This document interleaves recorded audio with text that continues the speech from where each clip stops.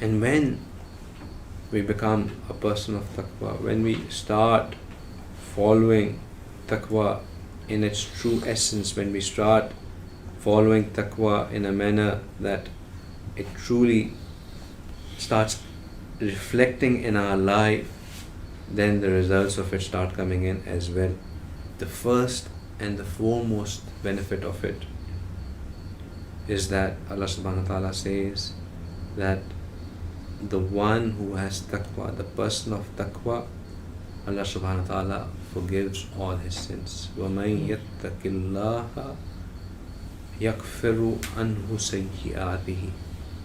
Allah subhanahu wa ta'ala يَغْفِرْ عَنْهُ سَيِّئَاتِهِ. Allah subhanahu wa ta'ala forgives his sins.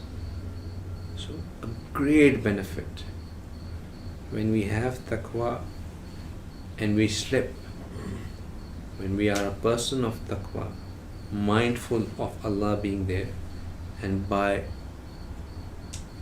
the very fact that we are humans and we will slip, and to err is to be human, right? So as humans we would always have one mistake or the other, but because generally we are a person of taqwa, Allah Ta'ala will forgive our sins. The second benefit that comes with it is that Allah Subhanahu wa Ta'ala increases the ajr.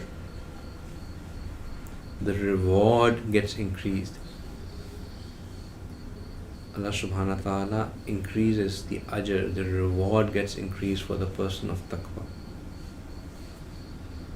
This is not a small reward, this is a massive thing.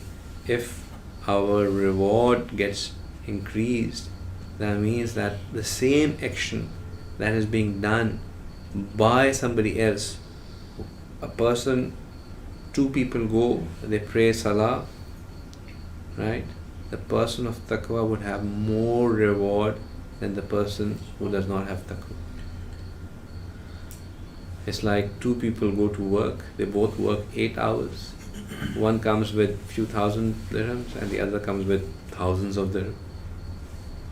Right? Both have worked same amount of work, but because of the status of the two people, or because of the role that the two people have, the reward is very different. So Allah subhanahu wa ta'ala increases the ajr, Allah subhanahu wa ta'ala increases the reward of the person who is a person of taqwa.